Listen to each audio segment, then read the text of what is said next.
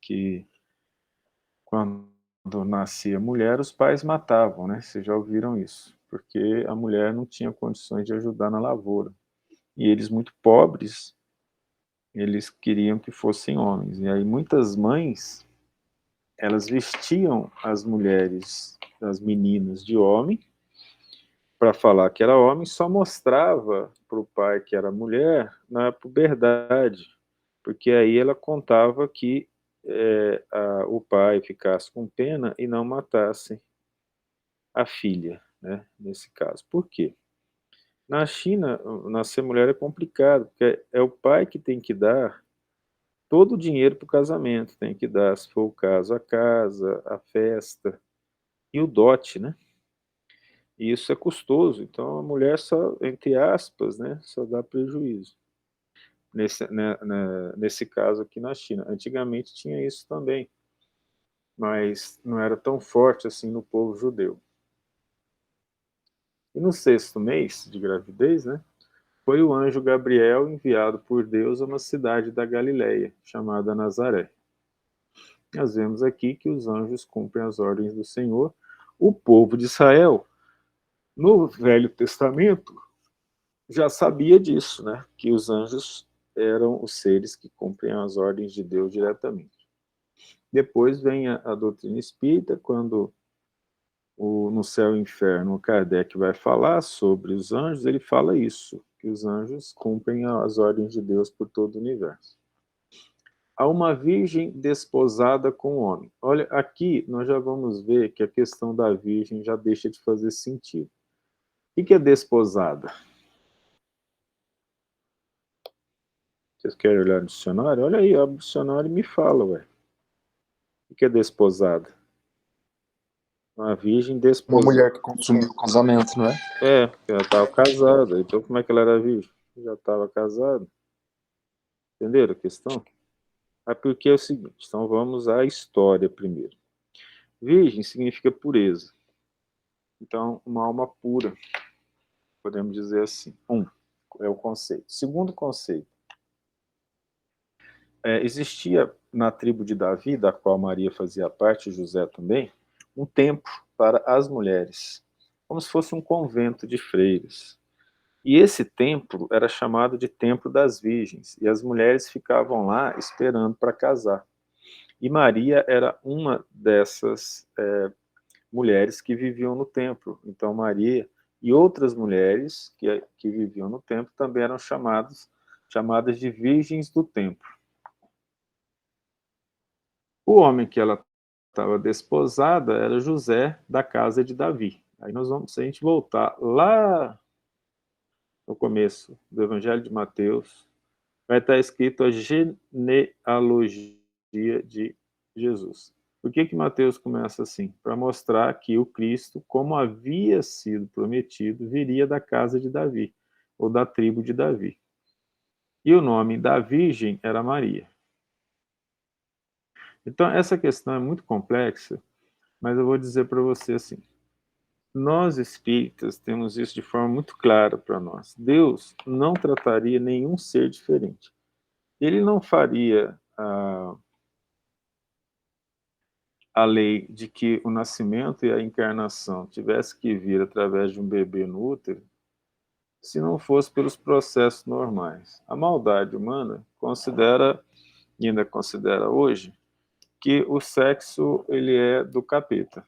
Mas se não fizer, não vive, né? Lá na Gênesis está escrito, depois que fez a Eva, ele falou, crescei-vos e multiplicai-vos.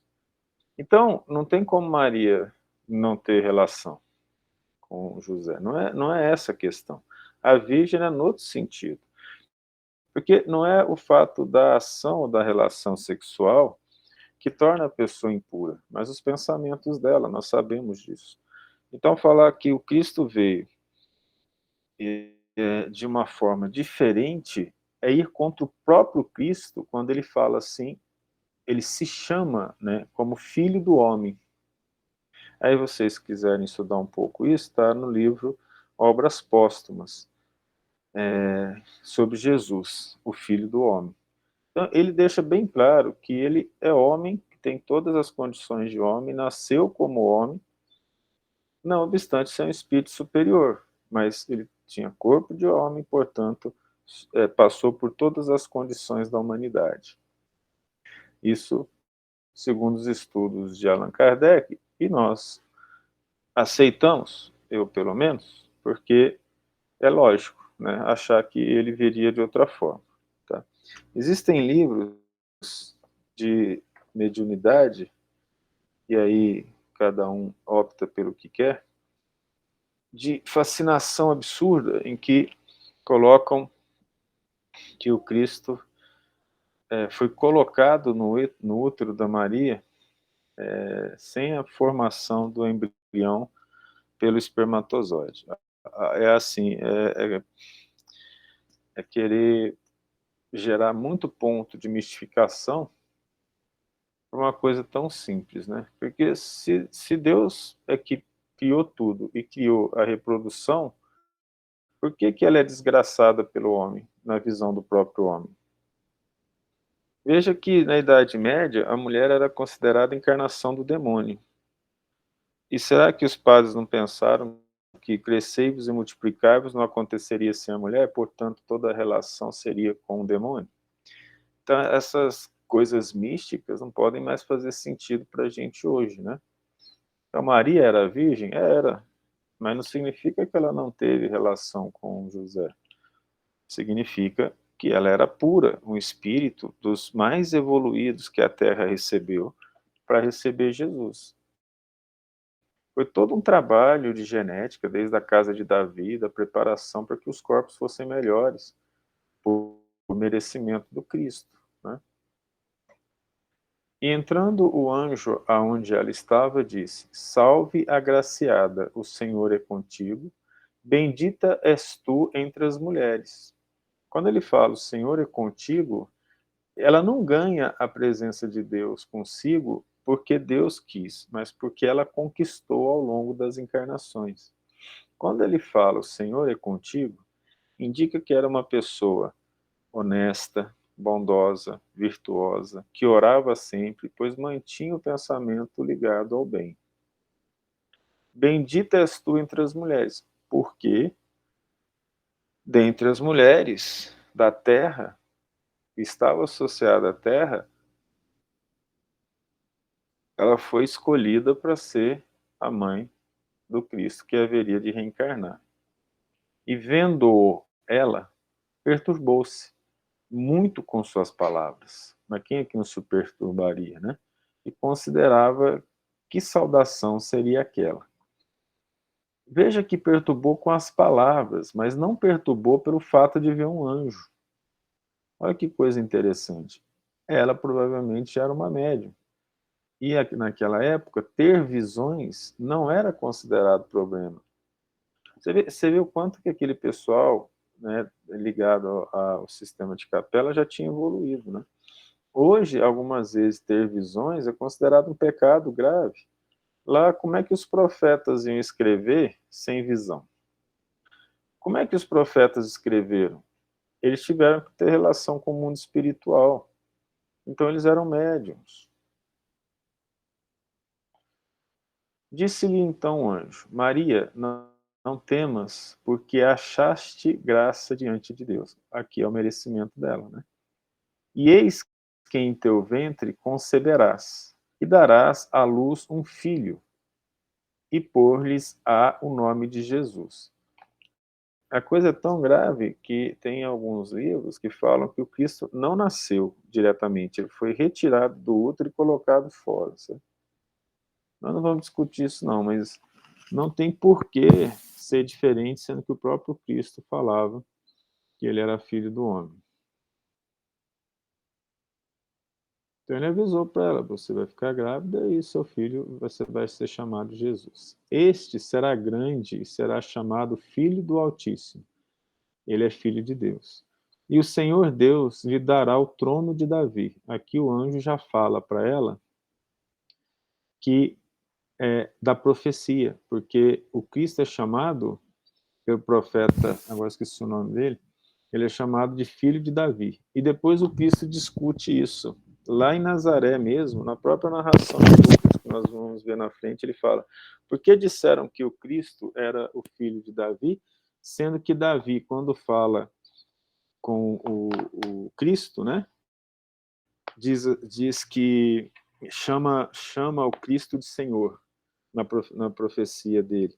Se ele é o Senhor de Davi, como Davi pode ser seu pai? Então, o Cristo faz essa relação mais na frente. Né? Mas daqui, então, vem o trono de Davi, o Cristo seguindo as profecias. E reinará eternamente na casa de Jacó. Ora, a casa de Jacó, quando a gente volta lá no Velho Testamento, é porque a casa de Jacó é considerada as estrelas do céu, vamos dizer assim. A casa de Jacó é a terra, e seu reino não terá fim. Ou seja, é eterno. Veja que, quando ele fala isso, o anjo reinará eternamente, ele está falando de várias encarnações. E ele não poderia falar isso de um homem que morreria. Então, nesse caso, a falta de raciocínio gera misticismo, para variar. Reinará eternamente. Jesus morreu com 33 anos. E não reinou. Então está mentindo? Não, é porque está falando do reino dos céus. Não está falando do reino da terra. E disse Maria ao anjo: como se fará isso, pois não conheço homem algum? Ela está dizendo: não conheço homem algum. A palavra conhecer, na Bíblia, significa ter relação sexual. Eu explico isso. Quando nós vamos pegar lá Abraão, lá longe, lá na Bíblia, no Velho Testamento, ele fala assim: e Abraão conheceu, eu esqueci o nome da mulher dele, Rebeca ou Esther, agora esqueci.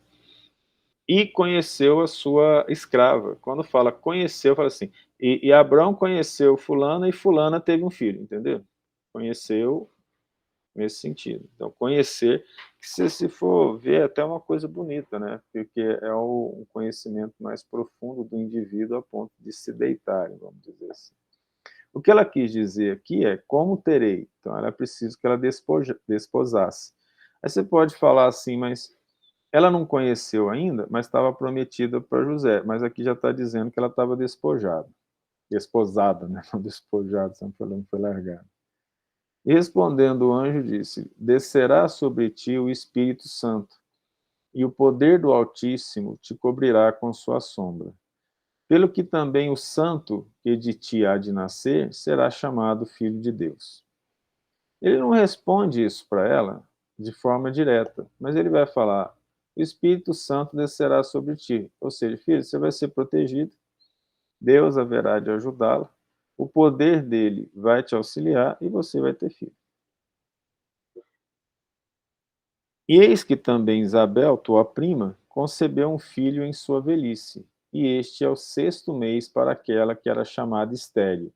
Aí o anjo vai e lembra do caso de Isabel que foi contado.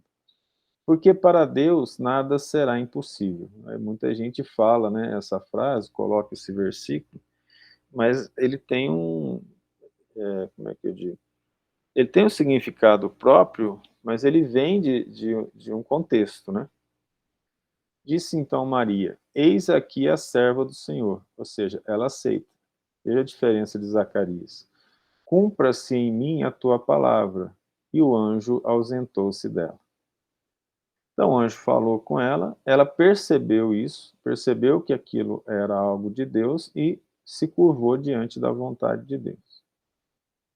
E naqueles dias, levantando-se Maria, foi apressada às montanhas a uma cidade de Judá.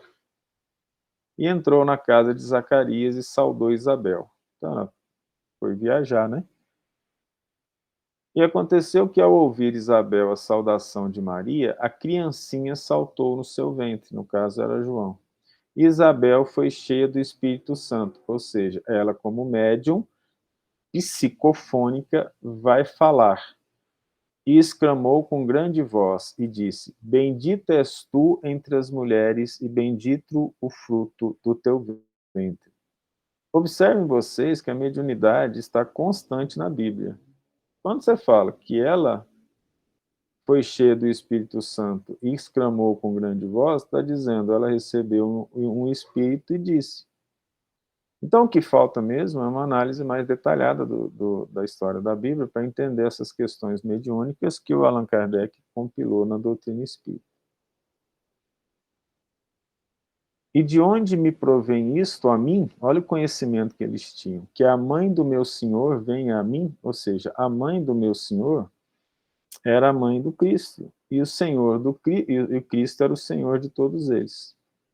Pois eis que ao chegar aos meus ouvidos a voz da tua saudação, a criancinha saltou de alegria no meu ventre. É claro que não é bem isso, né? O espírito de João, já evoluído, se encheu de alegria porque percebeu a presença do Cristo. Imagina, o Cristo, mesmo dentro do ventre de Maria, ele já irradiava vibrações amorosas que envolvia todos, e aqueles que podiam sentir, a sentir. Veja que coisa engraçada, que quando a gente pensa, a gente começa a achar os problemas. Então, segundo algumas informações que passaram dentro dos centros espíritas, dizendo que Maria não teve o Cristo sem relação e que o Cristo foi tirado da Maria sem passar pelo canal normal da gravidez, né? Se isso aconteceu, eu me pergunto, por que então que o Cristo teve que ficar 9 meses lá dentro esperando? Se isso tudo ia acontecer, por que ele já não veio direto, encarnado, de uma vez? Por que ele teve que ser criança? Vocês entendem? Então, não faz sentido ele não passar por todos os passos. O fato do Cristo ter sido criança, ter crescido, ter passado por todas as situações, é para evitar essa questão de que ele fosse diferente dos homens, no sentido material. E bem-aventurada a que creu, porque Maria creu. Lembra? Quando o anjo falou, pois hão de cumprir-se as coisas que da parte do Senhor lhe foram ditas. Então Isabel funcionou como um médium, até amparando Maria, e dando a Maria o fortalecimento até necessário. Maria humana. Disse então Maria, a minha alma engrandece ao Senhor. E meu espírito se alegra em Deus, meu Salvador, porque atentou para a humildade de sua serva. Pois eis que desde agora todas as gerações me chamarão bem-aventurada. É uma profecia verdadeira, né? Porque sendo ela a mãe do Cristo, até hoje nós temos o maior carinho com Maria, não é mesmo? Respeitando-a profundamente. Porque me fez grandes coisas o poderoso, e santo é seu nome. Então, veja é, que Maria já tinha uma certa consciência do que estava acontecendo, mas nós não podemos dizer que a Maria não estava isenta de problemas e de questões. Veja que o próprio Allan Kardec, ele queria largar, depois do Livro dos Espíritos, ele queria largar, ele falou, pelo cansaço, ele achou que aquilo que ele estava fazendo assim, não era tão importante. E Deus sabe o que mandar para nós, né? Se a gente precisa ou não de mais ou menos conhecimento daquilo que temos que fazer na Terra. Aí o Kardec recebe uma carta de uma pessoa que estava sentada num banco e ia suicidar. E jogaram o Livro dos Espíritos fora, caiu perto dele. No que ele pega o Livro dos Espíritos, ele abre na parte suicídio. E esse indivíduo que ia suicidar, lendo aquilo, não somente não suicidou, como se converteu. E ele escreve isso para Kardec, dizendo que, graças ao livro que o Kardec havia escrito, ele não havia suicidado. Kardec, então, chega à conclusão que, se aquele livro pôde salvar a vida de uma única pessoa, o trabalho dele era importante, e ele continua trabalhando. Por que eu estou falando isso agora? Nós vamos ver na frente que Maria não seguiu Jesus e foi com os filhos dela, os irmãos dele, buscá-lo, lembra? E que falam assim para ele, ó, tua mãe e teus irmãos vieram buscá-lo porque acharam que ele tinha perdido o juízo. E ele fala, quem é minha mãe, quem são meus irmãos? Maria vai entender mesmo a missão do Cristo depois da morte dele, de uma maneira mais profunda. Então, não é uma coisa assim simples, né? Você chega, fala para um ser humano, por mais evoluído que seja, existe um limite. Não foi a Maria não era um anjo quando ela estava encarnada, e ela teve as dúvidas dela. Nós temos o caso, por exemplo, que José desaparece depois de tudo que acontece nas histórias aqui. Ninguém mais cita José. José vira São José pela Igreja Católica, mas ninguém fala dele mais. Não foi escrito, o pai do Cristo seguiu, o amou e entendeu seus ensinamentos e passou para os outros. E era um médium poderoso e um homem muito justo e humilde. Então, dentro dessa situação, aqui está colocando assim, que Maria precisou do reforço de Isabel e a mediunidade de Isabel serviu para dar uma força para Maria, entende? Tudo bem? Obrigado. E a sua misericórdia é de geração em geração sobre os que o temem. Temer, no caso, significa seguir os ensinamentos. Com seu braço agiu valorosamente, dispersou os que tinham pensamentos soberbos no coração. Então, aqui está mostrando que essa missão da vinda do Cristo, ele foi feito de forma que aqueles que conseguiram se superar trabalharam para a vinda dele, mas aqueles com pensamentos soberbos, não. Depôs dos tronos os poderosos e elevou os humildes. Então, veja bem, dentre esse grupo que veio para o Cristo levar de volta, foram os humildes que estavam auxiliando o Cristo. Ela, Isabel, Zacarias, Simeão, Ana, João e os apóstolos e outros. Encheu de bens os famintos e despediu de mãos vazias os ricos.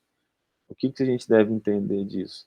Aqueles que optaram pelo crescimento espiritual em detrimento do material foram os que o Cristo salvou. Auxiliou Israel, seu servo. Israel é da onde nasce o nome Israel, ele é filho de Abraão, e que dividiu as tribos, as 12 tribos de Israel. Por isso que é chamado Israel o Estado, né? E o seu servo, recordando-se da sua misericórdia. Então, dali ele fala, o tronco da civilização judia foi Adão. Houve muita dispersão. Depois vem Deus, através de um grande médio chamado Abraão, e da geração de Abraão começa o trabalho efetivo da vinda do Cristo. E Israel é filho de Abraão. Como falou a nossos pais a Abraão e a sua posteridade para sempre, porque o Cristo disse, a mediunidade de Abraão, o Deus disse a Abraão, e a tua posteridade cobrirá toda a terra.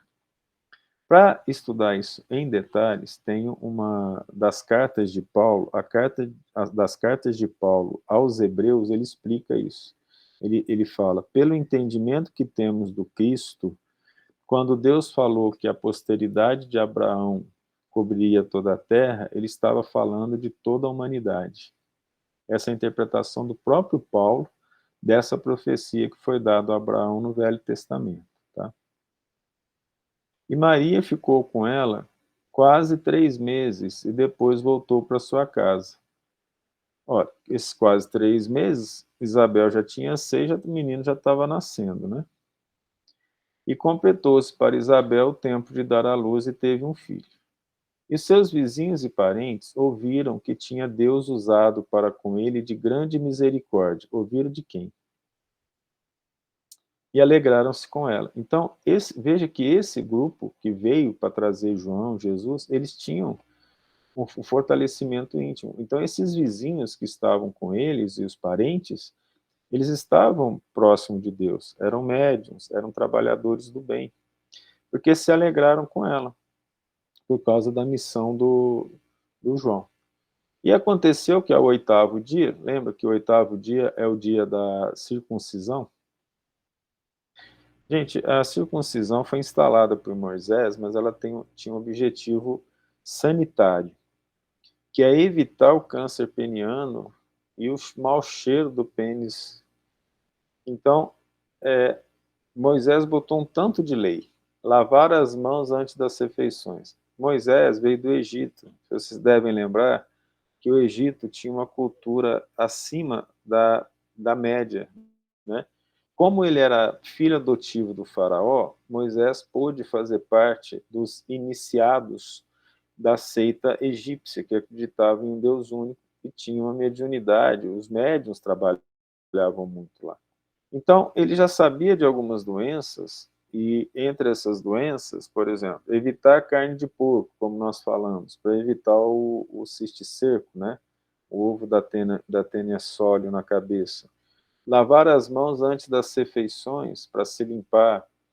E aqui, a circuncisão era feita em todo homem judeu, porque feita a circuncisão, que marcava, entre aspas, uma característica, né, de cirúrgica do povo judeu, dos homens do povo judeu, também evitava a proliferação bacteriana,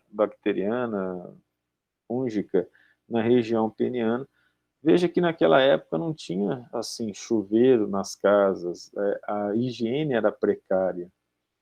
Então Moisés, com seu conhecimento, infringiu determinadas leis. Porque qual o significado de circuncidar uma criança, né, tirar o prepúcio do pênis dela ao oitavo dia? Em termos espirituais, que o Bilal tem a ver com a evolução do indivíduo, vocês entendem? Então, não tem por que isso. Então, a explicação que a gente buscou foi essa. Então, circuncidar, tirar o prepúcio. Então, o menino foi circuncidado e eles davam um nome lá. Normalmente se dava o nome do pai, dependendo, né? Eles chamavam Zacarias, o nome de seu pai. E respondendo sua mãe, disse: Não, porém será chamado João. Eu acho que o rapaz lá, o Zacarias, já escrevia, né? E disseram-lhe: Ninguém há na tua parentela que se chame por esse nome. E perguntaram por acenos ao pai como queria que ele chamasse. Estava mudo, né? 9 meses de mudez. Imagina, gente, a alegria de uma mulher, marido calado 9 meses, felicidade dela. Isso encheu o saco. E pedindo ele uma tabuinha de escrever, escreveu dizendo: Seu nome é João. E todos se maravilharam. E logo a boca se lhe abriu e a língua se lhe soltou e falava louvando a Deus. Vocês sabem que é possível que, em termos espirituais, por exemplo, é possível bloquear a região da fala no sistema neural, lá no giro pré-frontal, por exemplo, o giro orbicular, né, da área da fala de Broca, motora, por exemplo, que parece que foi o caso, e ele fica sem falar, os espíritos bloqueiam isso. É possível que isso aconteça, principalmente se tiver médium de efeito físico em volta, né? E veio temor sobre todos os seus vizinhos, e em todas as montanhas da Judéia foram divulgadas todas essas coisas. Então a vinda de João, ela foi divulgada para todos, sendo ele um menino cheio de espiritualidade. E todos os que as ouviam as conservavam em seu coração, dizendo: Quem será, pois, esse menino? E a mão do Senhor estava com ele. Então, esse conservar em seu coração, é claro que para aqueles que não tinham condições de entender as nuances dessas questões mediúnicas que envolveram a vida do Cristo, não compreendiam muito bem a situação. Mas, evidentemente, que aqueles que já tinham a noção espiritual do que estava acontecendo, que a vinda do Messias já estava acontecendo, eles já sabiam, assim como nós podemos lembrar da profetisa Ana, que nós vamos ver daqui a pouco. E Zacarias, seu pai, foi cheio do Espírito Santo e profetizou, dizendo: olha, cheio do Espírito Santo de novo. Ele era médium, Isabel era médium, Maria era médium, o que não faltava era médium lá, e hoje eles excomungam os médiums, entendeu? E queimaram os médiums na Idade Média. Bendito o Senhor Deus de Israel, porque visitou e redimiu o seu povo. Olha que coisa interessante. Que povo? O povo de Deus é aquele que teme a Deus e faz a vontade de Deus. Então aqui ele já diz, ó, bendito o Senhor Deus, que visitou e redimiu. Olha, quais foram os pecados de Israel para que ele fosse redimido, vocês entendem? Então, se a gente considerar de novo os capelinos, a vida deles, o fato deles terem sido lançados aqui, ó, o povo foi redimido. Só que esse povo não eram todos, né? Os que foram salvos foram aqueles que trabalharam. E nos levantou uma salvação poderosa na casa de Davi, seu servo. Olha que interessante isso. Porque se Maria era prima de Israel, de Isabel, Isabel também é da casa de Davi. Como falou pela boca dos santos profetas desde o princípio do mundo. Esse desde o princípio do mundo, evidentemente que não era de Adão, né? Que nos livraria dos nossos inimigos e da mão de todos que nos odeiam. Aqui ele está falando em termos espirituais, porque a profecia do Cristo diz isso.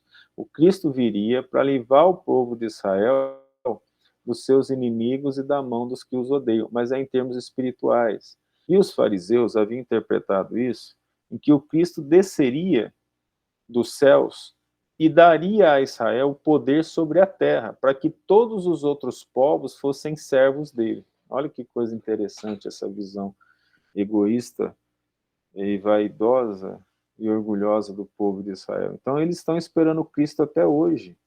O povo de Israel, que ganhou o Estado de Israel da ONU, eles estão esperando Cristo. Cristo ainda não chegou, porque na visão deles, quando Cristo chegar, eles vão falar, povo de Israel, vocês que acreditaram em mim, só por causa disso, tá? Como Deus único, eu vou dar para vocês o poder sobre todos. Então agora vocês vão mandar no mundo, e nós vamos ser servos do povo de Israel, compreende? Isso, evidentemente, que não faz sentido, e nós voltamos naquele raciocínio, lá do livro dos Espíritos, né, no começo, dos atributos de Deus. Deus é soberanamente justo e bom. Por que ele nos colocaria como servos de um povo só porque esse povo acreditou em Deus e está lá matando os outros em guerra até hoje, sabe? Então a visão deles era bem materialista, né? Não era uma visão espiritual da vinda do Cristo. Cristo vem ensinar a humildade, vem ensinar o amor, ele vem ensinar o que Deus nos indica para sermos melhores e felizes. E não é colocar os outros sob a sua égide, por exemplo. Porque vocês imaginam uma situação dessa? Então, é a mesma coisa da raça ariana. Olha que coisa interessante quando a gente faz a análise e verifica o que o povo paga. Vocês concordam que o povo de Israel, pensando dessa forma, não os que foram salvos, né? Eles estavam tentando ser melhor que os outros? Se vocês concordam com isso, então, sendo melhor que os outros, significa que a estrutura genética deles é que deveria predominar, porque, afinal de contas, vocês sabem que eles não costumam casar com o pessoal de outra raça, né? É quase que uma eugenia. Não é isso que Hitler queria? E aí o Hitler tem como base principal quem? Matar o povo de Israel. Olha que coisa interessante. Eles acabam pagando aquilo que eles vêm alimentando no pensamento desde a época das profecias até hoje, né? Por isso que lá em Israel o calendário é diferente do nosso. Eles estão no ano 5.000 e tanto, porque eles passaram a contar o tempo a partir de Moisés, e não a partir do Cristo.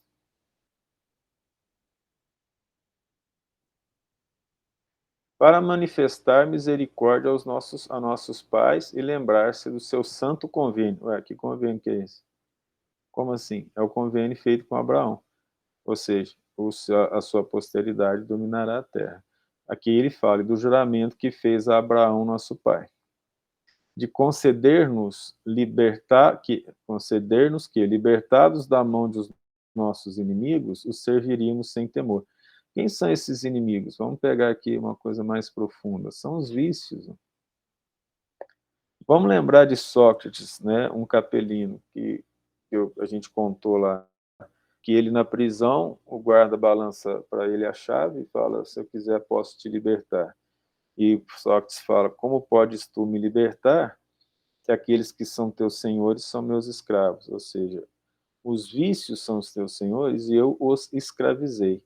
Quem é o maior inimigo do homem para a felicidade em relação a Deus? São os vícios. Então, de uma maneira bastante profunda, a gente consegue interpretar tudo isso que está aqui e que os apóstolos, os discípulos mais próximos, aquele grupo que estava naquela época do bem, já conhecia essa situação toda e que eles voltariam para o reino dos céus. Em santidade e justiça perante ele todos os dias da nossa vida. Olha que interessante. Então, para o povo de Israel é aquele que estava com Deus em santidade e justiça perante a vida. E tu, ó menino, serás chamado profeta do Altíssimo. Ele está falando de João. Porque hás de ir adiante da face do Senhor, que veio preparar o caminho, a profecia já dizia. Isaías falou na profecia que Elias viria e que prepararia o caminho para o Senhor, né? E era primo de Jesus, para preparar os seus caminhos, para dar ao seu povo conhecimento da salvação na remissão de seus pecados. Olha que interessante. Esse grupo vai ter os pecados redimidos, e aí sim é que eles retornam para o paraíso. Pela terna misericórdia do nosso Deus, com que do alto nos visitará a aurora. Olha que lindo esse negócio, né? É quase que assim um agradecimento a Deus em nome de todos aqueles espíritos que vieram para a Terra sofrer. Chegou o momento daqueles que conseguiram vencer nas dificuldades retornar para o seu planeta amado, para alumiar os que estão assentados em trevas e na sombra da morte. Na Bíblia, no Novo Testamento, morte significa não seguir a vontade de Deus, e vida significa seguir a vontade de Deus. Por isso que o Cristo fala, e vim para que tenham vida e a tenham em abundância. Ora, antes do Cristo ninguém vivia. E veja que a Bíblia, até o Novo Testamento, ela está escrita um certo código de interpretação. A chave desse código principal são esses capelinos que a gente falou, que agora está sendo chamado de povo de Israel, que está tendo seus pecados redimidos, a fim de dirigir os nossos pés pelo caminho da paz. Olha que interessante. Quando nós vamos ler o Apocalipse, o exército de Lúcifer pegou as espadas para lutar contra os anjos de Deus. E agora os caminhos dele foram dirigidos pela paz. E o menino crescia e se robustecia em espírito. Então ele se fortalecia espiritualmente. E esteve nos desertos até o dia em que havia de mostrar-se a Israel. Veja, quem é que hoje mesmo reconhece algum ser, algum espírito, evoluído o suficiente para ter consciência plena da sua missão e se esconder até o momento correto em que os espíritos vão falar, agora você pode aparecer? Nem o Chico, para vocês terem ideia. Nós estamos falando de espíritos altamente evoluídos, espíritos em situação bem acima da nossa, que vieram para serem aqueles intérpretes para o povo da palavra do Cristo. Aqueles que vieram para fortalecer o ambiente espiritual da Terra na vinda do Cristo. Esses espíritos, então, redimidos, nós temos o caso deles retornando, e aí um momento de grande alegria na vinda do Cristo, para aqueles que trabalharam, e ele chamou alguns diretamente. Nós vamos ver esse caso no livro chamado Há 2000 anos. Lá, o Cristo chama diretamente Públio Lentulus, o senador romano, para segui-lo. E o Públio Lentulus resolve não fazê-lo, não seguir Jesus. Ele era um dos espíritos capelinos. E nós conhecemos o Públio Lentulus, é o Emmanuel, que é o mentor do Chico. Naquela época, ele não conseguiu interpretar o chamamento do Cristo, mas no final da vida dele, naquela encarnação, ele compreendeu a bobagem que ele tinha feito. Ficando ele na Terra, nos auxiliou, e auxilia até hoje, porque o Emmanuel está reencarnado. Tem a sua missão, e não adianta a gente tentar saber, que a gente não vai saber qual que é. Espírito altamente evoluído, provavelmente a missão pode ser nos bastidores de, do governo de um país, da ONU e de vários lugares, ele pode ficar em silêncio, ele não vai precisar aparecer e falar para o mundo, eu sou Emmanuel, até porque só os espíritos que vão saber. Então, como nós havíamos falado, um grupo foi, redimiu, outro grupo ficou. Quem ficou? Foi o grupo dos vaidosos, muito vaidosos, algumas vezes muito bélicos, né, muito desvirtuados em termos de, vamos dizer, comportamentos dos prazeres humanos, na busca pelo poder, sexualidade desvirtuada, como a gente pode perceber através dos imperadores romanos, né? Nós temos o Nero, um louco, e outros imperadores completamente fora do normal, com assassinatos, essa situação toda, que a gente já alguém já deve ter estudado, já deve ter estudado na história, né? Caso de Calígula, que o império virou um grande prostíbulo, vamos dizer assim. Espíritos com alto poder intelectual, mas cujos vícios os corromperam.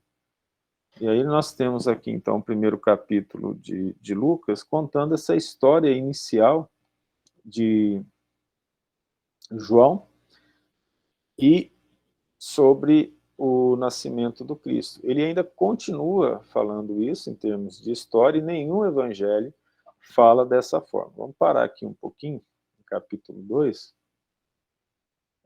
e vamos voltar só para ter uma ideia do significado, assim, a coisa foi tão clara nas profecias, que o pessoal, assim, não esperava, né?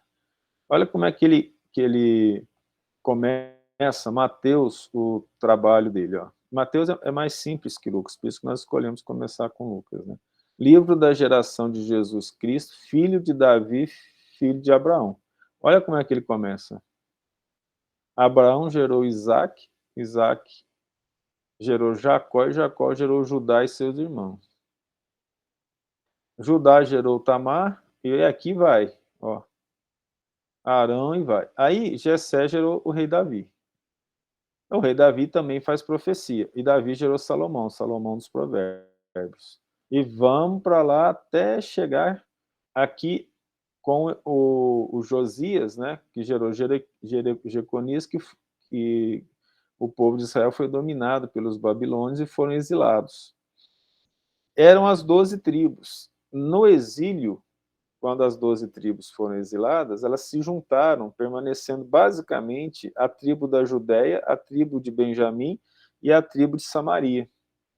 Então, das 12 tribos, permaneceram 3 tribos. A tribo de Benjamim era uma tribo menor, ela se juntou à Judéia. Então, quando nós chegamos na época de Jesus, nós temos 2 grandes tribos que se rivalizavam.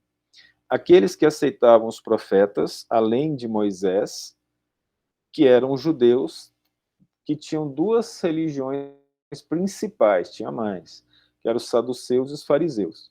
E a Samaria, que se juntaram outras tribos que consideravam que o Pentateuco mosaico era o único livro que deveria ser respeitado. E lá, Moisés faz a profecia da vinda do Cristo, dizendo assim: e vocês receberão outro profeta tão poderoso quanto eu. O próprio Moisés já fala sobre a vida do Cristo. Tanto é que o Cristo chega numa cidade na Samaria, e lá o pessoal sabia da vinda do Cristo. Depois a gente vai ver ali na frente. Depois do exílio da Babilônia, tem mais várias gerações até chegar no José, marido de Maria. Olha que interessante. E daí nasceu Jesus, que se chama o Cristo. Aí ele conta aqui, ó, de todas as gerações, desde Abraão até Davi, são 14. 14 é o dobro de 7. 7 significa fim de períodos, lembra disso? 14 gerações desde o exílio da Babilônia até o Cristo, também são 14 gerações. Então, foram 28 gerações até o Cristo, um múltiplo de 7. Significa que a vinda do Cristo termina um ciclo e recomeça outro. Vocês entendem tudo isso, né? A questão é que nas buscas disso aqui, é que as coisas, assim, poderiam ser complicadas. Mas vamos fazer assim, quer ver? Temos 5 minutinhos.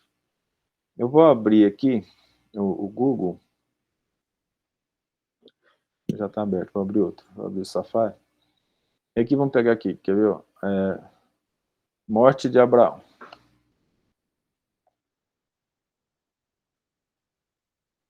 Bíblia.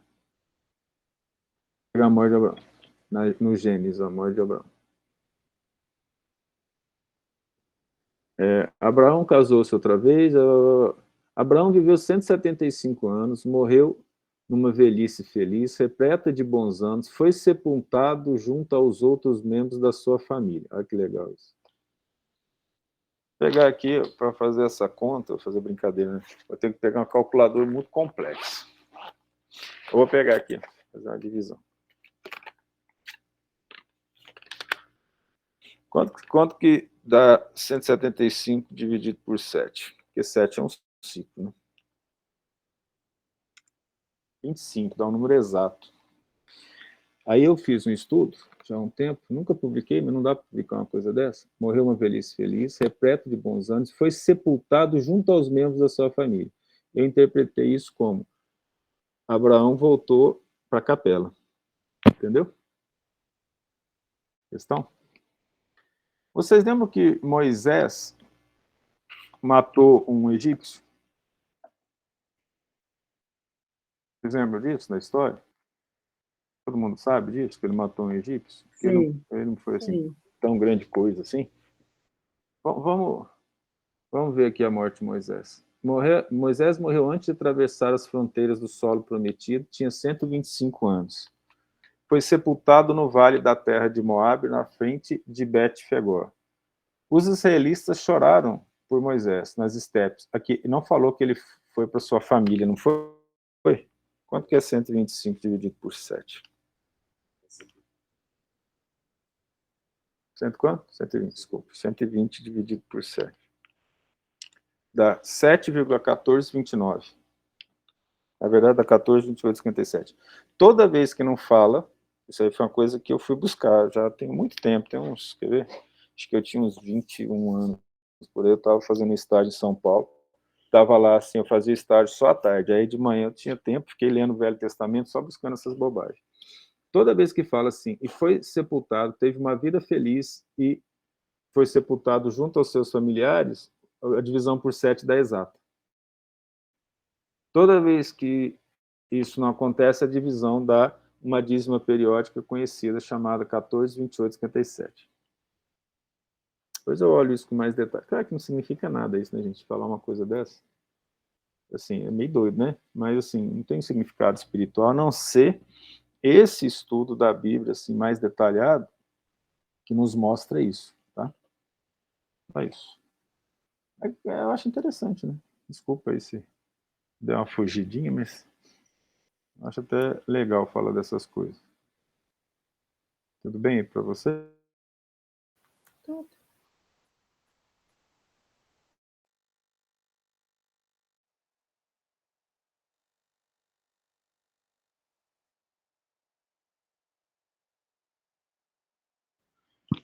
Agora falta uns minutinhos para terminar. Vocês ainda querem um pouquinho de matemática? Ou não? Sim, sim. Então vamos brincar aqui um pouco. Ó. Eu vou sair daqui, ó. Vou sair daqui para não dar problema, tá? Só que vai ficar baixo o que eu vou falar, eu acho. Vou entrar aqui, vou entrar no meu tablet para poder escrever, ok?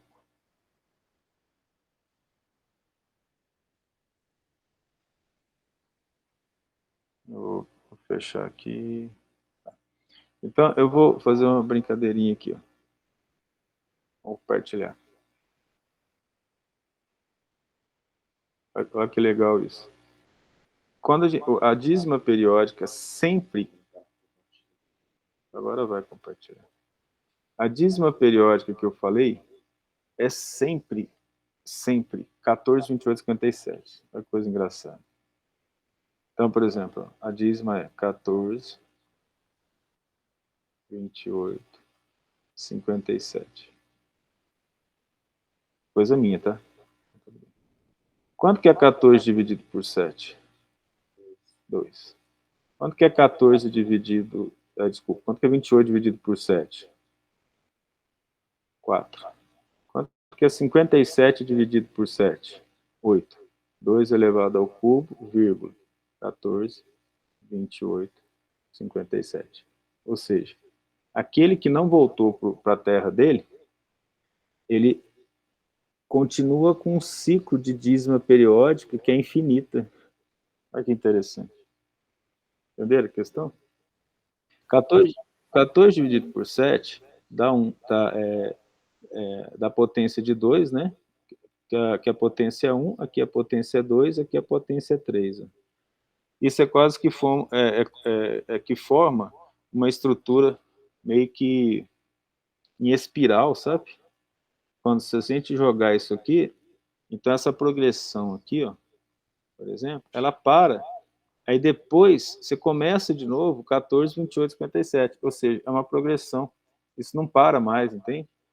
E, ao que parece, os judeus tinham esse conhecimento matemático básico aqui, ó, para poder usar o 7 como referência. Entendeu? Mas aí foi só bate-papo. Essa última parte, assim, foi só bate-papo. Foi aquele que eu brinquei lá a vez passada, elucubração mental, entendeu? Mas você pode... Quer dizer, vamos, antes de terminar, eu sei que já passou um pouquinho, mas agora eu tô curioso também, eu quero ver aqui. Vamos pegar um outro indivíduo que deu problema, que voltou, quer ver? Morte de Elias, na Bíblia. Elias mandou matar um tanto de gente. Ele mandou matar mais de 60 sacerdotes do deus Baal, né? E aqui eu queria saber quantos anos que viveu Elias. Eu não sei nem se fala aqui. A coisa é tão grave que parece que Elias nem morreu, assim. Nem tem a...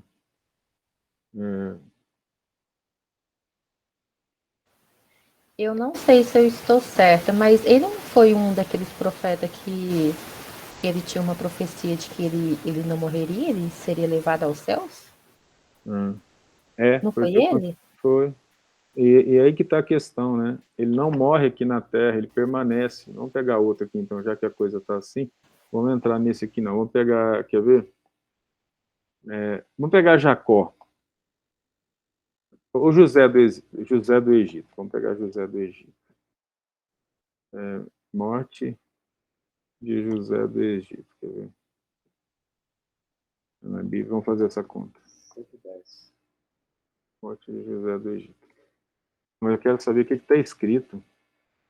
José permaneceu no Egito com toda a família de seu pai. Tem 110 anos. E a terceira geração dos filhos de Efraim. Depois foi embalsamado, foi colocado no sarcófago. Não está falando que ele foi levado aos seus, não, né? Cadê? Já permaneceu no Egito com toda a família de seu pai, viu a terceira geração de seus filhos. Antes de morrer, já disse a seu irmão, estava à beira da morte. José morreu com idade de 110 anos, depois embalsamado, foi colocado no sarcófago do Egito. Parece que não foi bem tratado, não. Vamos ver aqui. De acordo com isso, ele não foi levado para os seus... lá para os seus, e dá uma dízima periódica de novo. Aqui, professor, eu pesquisei aqui sobre Elias, foi Elias mesmo, que ele foi levado para o céu em uma carruagem de fogo. Sim, é claro que isso não é verdade. Né? Misticismo. Mas tem até uma história aí muito legal relacionada a isso, que quando a gente fala que Elias que João é a reencarnação de Elias, eles falam Elias não morreu, ele foi levado ao céu. Eu falei, então como é que João nasceu da barriga de Isabel, ela não pegou fogo, não é mesmo? Brincadeira. Mas assim... Posso fazer uma pergunta a respeito de Jacó? Pode. Bom, Se Jesus foi descendente de Abraão, Jacó, ele era filho de Isaac, mas ele que teve o seu nome transformado em Israel? Foi.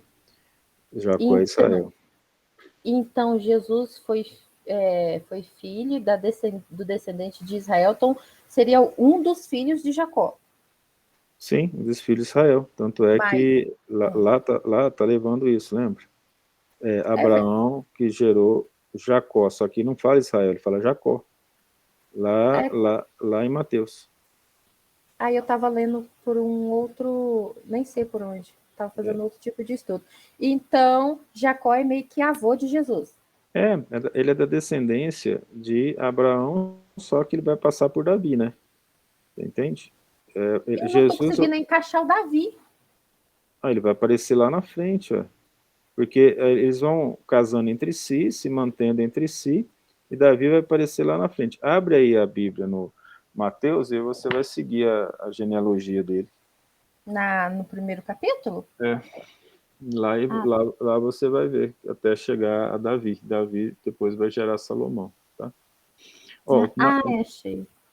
O mais importante para nós aqui, é claro, que é a parte moral, né? Essas continhas que eu fiz aqui do 7 foi só para mostrar que existe uma decodificação da Bíblia baseada na Cabala. Eu não conheço a Cabala, você não pode conhecer a Cabala, a não ser os próprios judeus e determinados judeus. Mas o pouco que a gente conseguiu fazer as contas aí, claro que inspirado pelos espíritos, porque sozinho não dava, né? A gente não tem capacidade para fazer isso. Aí nós chegamos a essa conclusão de que aqueles que morreram e foram levados aos seus, é como se eles terminassem um ciclo, divide por 7. Então aquela idade da Bíblia lá, ela não é uma idade completamente correta, né? Entendeu? É uma idade com outro significado. Fala, Thales, e os que não foram levados continuaram vindo? Ou... precisava reencarnar mesmo. ainda na Terra, né? Sim, Não entendi. conseguiram superar suas dificuldades. Entendi. É igual nós mesmo, no caso, se for dividir, entre aspas, esse tipo de idade para nossa vida, vai dar uma Disney periódica. Tudo bem? Certinho, obrigada. Aqueles que foram levados novamente na vinda de Jesus, eles foram quando Jesus foi, ou eles morreram não é o ciclo e foram? Michele, não é o foi no sentido dele foi para lá e não voltou mais. O Espírito tem poder de ir e voltar. É aqueles que já se redimiram aqui na Terra. Por isso que eles foram os grandes profetas. Nem todos conseguiram. Veja que interessante a vida de Moisés. Ele foi um grande profeta. E ele recebeu de Deus: não matarás. E matou um egípcio, entendeu? Com as próprias mãos. Está escrita a história. Então, nós sabemos que ele teve problemas. E permanece assim. O que significa? Você ainda vai ter que reencarnar na Terra. Se você... para poder se redimir. O caso de Abraão, você reencarna se você quiser, você está redimido. Mas isso é uma suposição minha baseada nessa questão do 7. Não é uma informação que está escrita, entendeu? Eu que estou dividindo com vocês aqui, como eu falei, uma elucubração mental, tá bom? Não, mas isso também era uma dúvida até sobre o seu próprio raciocínio também. Não, tranquilo. Só para deixar esclarecido para mim, que depois eu fico remoendo, assim, tentando mas responder. vai perguntando. Não tem problema algum, tá? Podemos finalizar, então? Passamos do tempo, mas está tudo bem, né? Para todo mundo? Tá joia. Então, tá bom. A dona Beth, a senhora pode fazer a prece final para nós? Posso, com certeza. Muito obrigado. Gente, fica com Deus. Um grande beijo, tá? Amém. Fica com Deus também. Então, vamos agora respirar profundamente, mentalizar Jesus na nossa vida, no nosso caminho, nos ensinando a seguir em frente, com luta ou sem luta, mas na crença de que tudo é possível quando a gente confia em Deus. Vamos pedir a Jesus que nos harmonize essa semana, nos traga paz, saúde, harmonia nos lares, as pessoas que se sentem necessitadas, nos hospitais, nos asilos, nas ruas, que sejam acolhidos pelo amor de Jesus. Que essa semana a gente saiba produzir com alegria um benefício a quem precisa e a nós mesmos. Que Jesus nos abençoe e nos guie sempre. Que assim seja.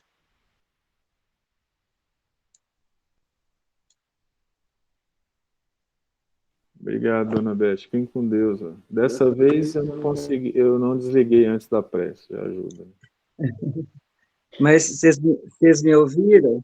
Sim, gente. Sim. Perfeitamente. Boa Boa noite, noite. com Deus.